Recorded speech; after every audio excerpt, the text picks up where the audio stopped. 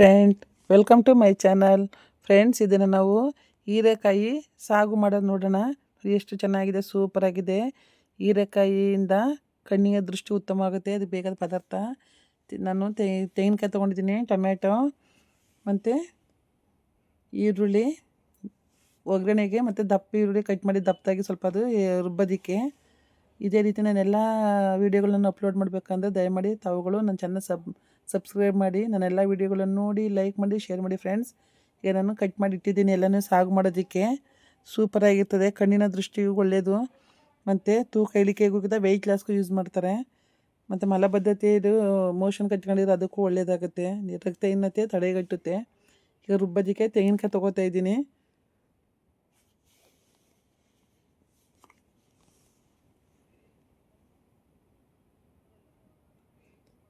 ಮಧುಮೇಹಕ್ಕೂ ಶುಗರ್ಗೂ ಒಳ್ಳೆಯದಿದ್ದು, sugar control ಮಾಡುತ್ತೆ. ಹಾಗೆ ಇದನ್ನು ತುಂಬ ಜನ ಇಷ್ಟಪಟ್ಟು ತಿಂತಾರೆ. ಎಲ್ಲ ಸಾಗು ಸಾಂಬಾರೆಲ್ಲ ಮಾಡ್ತಾರೆ. ನಾನು ದೊಡ್ಡದಾಗಿ ಕಟ್ ಮಾಡಿ ಈರುಳ್ಳಿ, ದಪ್ಪ ಈರುಳ್ಳಿ ಕಟ್ ಮಾಡಿದ್ದೆನಲ್ಲ, ಹಾಗಾಗಿ ಮತ್ತು ಟೊಮೆಟೊನ ಸೇರಿಸ್ಕೊತೀನಿ. ಬೆಳ್ಳುಳ್ಳಿ ಒಂದು ಗೆಡ್ಡೆ ಎಲ್ಲನೂ ಸೇರಿಸ್ಕೊಂಡು ಸ್ವಲ್ಪ ಉರಿಗಡಲೆ, ಸಾಗು ಗಟ್ಟಿ ಬರಬೇಕಲ್ಲ, ಹಾಗಾಗಿ ಸ್ವಲ್ಪ ಉರಿಗಡಲೆನೂ ಹಾಕತ್ತಿದ್ದೀನಿ ಸಾಗುಗೆ. ನೋಡಿ, ಎಲ್ಲ ರುಬ್ಬ ಆಗಿದೆ. ಇವಾಗ ಸ್ವಲ್ಪ ಅದಕ್ಕೆ ಸಾಂಬಾರು ಪೌಡ್ರನ್ನ ಹಾಕತ್ತೀನಿ, ಬೇಳೆ ಸಾಂಬಾರು ಪೌಡ್ರು, ಅದು ರುಬ್ಬಾಯಿತು. ಇವಾಗ ನಾನು ಒಂದು ಕಡಾಯಿ ಇಟ್ಟಿದ್ದೀನಿ. ಕಡಾಯಿ ಇಟ್ಟು ಇವಾಗ ಅದಕ್ಕೆ ಸ್ವಲ್ಪ ಆಯಿಲ್ ಹಾಕ್ತಿದ್ದೀನಿ ಒಗ್ಗರಣೆಗೆ. ನಾನು ಕೊಬ್ಬರಿ ಎಣ್ಣೆ ಯೂಸ್ ಮಾಡೋದು, ಕೊಲೆಸ್ಟ್ರಾಲು ಕಡಿಮೆ ಆಗುತ್ತೆ ಅದು ಅಂದ್ಬಿಟ್ಟು ಗಾಣದ ಎಣ್ಣೆ ಯೂಸ್ ಮಾಡೋದು. ಆಯಿಲ್ ಹಾಕಿ ಅದಕ್ಕೆ ಸಾಸಿವೆ, ಕರಿಬೇವು ಸೊಪ್ಪು ಮತ್ತು ಸಣ್ಣದಾಗಿ ಹೆಚ್ಚಿರೋ ಈರುಳ್ಳಿನೂ ಹಾಕ್ಕೊಂಡು ಫ್ರೈ ಮಾಡ್ತಾಯಿದ್ದೀನಿ. ಈಗ ಅದಕ್ಕೆ ಒಂದು ಟೊಮೆಟೊ ಕಾಯಿನೂ ಕೂಡ ಟೊಮೆಟೊನೂ ಹೆಚ್ಚಿಟ್ಟಿದ್ದೀನಿ, ಹಾಕಿದ್ದೀನಿ ನೋಡಿ ಜೊತೆಗೆ, ಟೇಸ್ಟ್ ಚೆನ್ನಾಗಿ ಬರಲಿ ಅಂತ. ನೀಟಾಗಿ ಎಲ್ಲನೂ ಹಾಕ್ಕೊಂಡು ಫ್ರೈ ಮಾಡೋಣ. ಕಣ್ಣಿನ ದೃಷ್ಟಿ ಕೂಡ ಇದ್ದರೆ ಒಳ್ಳೆಯದಾಗುತ್ತೆ, ಚೆನ್ನಾಗಿ ಕಾಣುತ್ತೆ. ಬೀಟಾ ಕ್ಯಾರೋಟಿನ್ ಅಂಶ ಇದರಲ್ಲಿ ಹೆಚ್ಚಾಗಿದೆ, ನಾರಿನಂಶನೂ ಕೂಡ ಹೆಚ್ಚಾಗಿದೆ ಇದರಲ್ಲಿ. ಹಾಗಾಗಿ ಮಕ್ಕಳಿಗೆಲ್ಲ ಮೇಲೆ ವೆಯ್ಟ್ ಲಾಸ್ ಆಗೋರು ಕೂಡ ಇದನ್ನು ಜಾಸ್ತಿ ತಿನ್ಬೋದು ದಿನವ. ಅದು ಕೂಡ ಒಳ್ಳೆಯದೇ. ನಾನು ಇದನ್ನು ಕಡಲೆಬೇಳೆನ ನೆನೆಸಿಟ್ಟಿದೆ. ಈಗ ಅದನ್ನು ಕೂಡ ಸೇರಿಸ್ಕೊಂಡು ಎಲ್ಲನ ಜೊತೆಯಲ್ಲೇ ಫ್ರೈ ಮಾಡೋಣ. ಶುಗರು ಕೂಡ ಕಂಟ್ರೋಲ್ ಆಗುತ್ತೆ. ಬ್ಲಡ್ಡು ಕಡಿಮೆ ಇದ್ದರೆ, ರಕ್ತಹೀನತೆ ಇದ್ದರೆ ಅದನ್ನು ತಡೆಗಟ್ಟುತ್ತೆ. ಹೀರೆಕಾಯಿಯಲ್ಲಿ ಕಬ್ಬಿನಾಂಶ, ಐರನ್, ವಿಟಮಿನ್ B6 ಹೇರಳವಾಗಿದೆ. ಇದೆಲ್ಲ ಫ್ರೈ ಮಾಡ್ಕೊಳ್ಳೋಣ.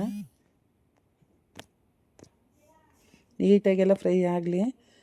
ಇದೇ ರೀತಿ ಇದನ್ನು ದೋಸೆ, ಇಡ್ಲಿ, ಚಪಾತಿ, ಪೂರಿಗೆಲ್ಲ ಚೆನ್ನಾಗಿರುತ್ತೆ. ಇವಾಗ ನಾನು ರುಬ್ಬಿರೋ ಮಸಾಲೆ ಇತ್ತಲ್ಲ, ಅದನ್ನು ಇದಕ್ಕೆ ಮಿಕ್ಸ್ ಮಾಡ್ಕೊತಾ ಇದ್ದೀನಿ.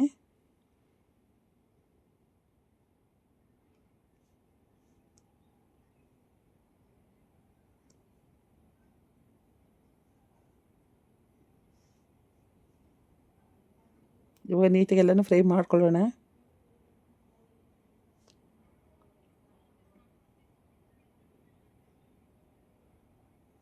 ಇದಕ್ಕೆ ಸ್ವಲ್ಪ ಜಾರನ್ನು ತೊಳೆದು ಅದನ್ನು ಸ್ವಲ್ಪ ನೀರು ಹಾಕ್ಕೊಂಡು ಅದನ್ನು ಕೂಡ ಸೇರಿಸ್ಕೊಳ್ಳೋಣ. ಹಸಿ ವಾಸನೆ ಹೋಗೋವರೆಗೂ ನೀಟಾಗಿ ಎಲ್ಲನೂ ಸ್ವಲ್ಪ ಚೆನ್ನಾಗಿ ಫ್ರೈ ಮಾಡೋಣ. ಈಗ ನಾನು ಎವರೆಸ್ಟ್ದು ಗರಂ ಮಸಾಲೆನ ಸ್ವಲ್ಪ ಸೇರಿಸಿದೊಂದು ಟೀ ಸ್ಪೂನಷ್ಟು ಸೇರಿಸ್ತಾಯಿದ್ದೀನಿ. ಸ್ವಲ್ಪ ಸಾಲ್ಟನ್ನು ಕೂಡ ಸೇರಿಸ್ಕೊಳ್ಳೋಣ. ಚಕ್ಕೆ ಲವಂಗ ಏನೂ ಹಾಕಿಲ್ಲ, ಮಸಾಲೆ ಜಾಸ್ತಿ ಮಸಾಲೆ ಪದಾರ್ಥಗಳು ಹಾಕಿಲ್ಲ.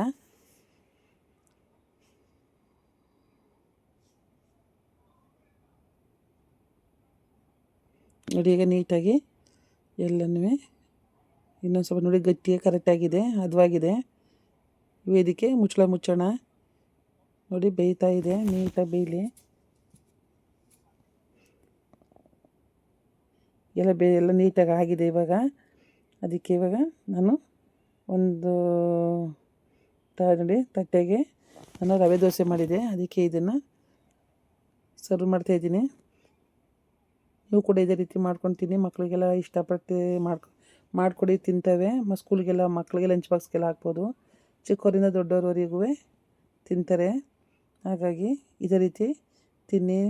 ನಮ್ಮ ಚಾನೆಲ್ ಮಾಡ್ಕೊಂಡು ತಿನ್ನಿ, ನೋಡ್ಕೊಂಡು ವೀಡಿಯೋನ. ನಮ್ಮ ಚಾನಲ್ ಸಪೋರ್ಟ್ ಮಾಡಿ, ಎಲ್ಲ ವೀಡಿಯೋಗಳನ್ನ ನೋಡಿ ಲೈಕ್ ಮಾಡಿ ಶೇರ್ ಮಾಡಿ, ನಮ್ಮ ಚಾನಲ್ ಸಬ್ಸ್ಕ್ರೈಬ್ ಮಾಡಿ ಫ್ರೆಂಡ್ಸ್.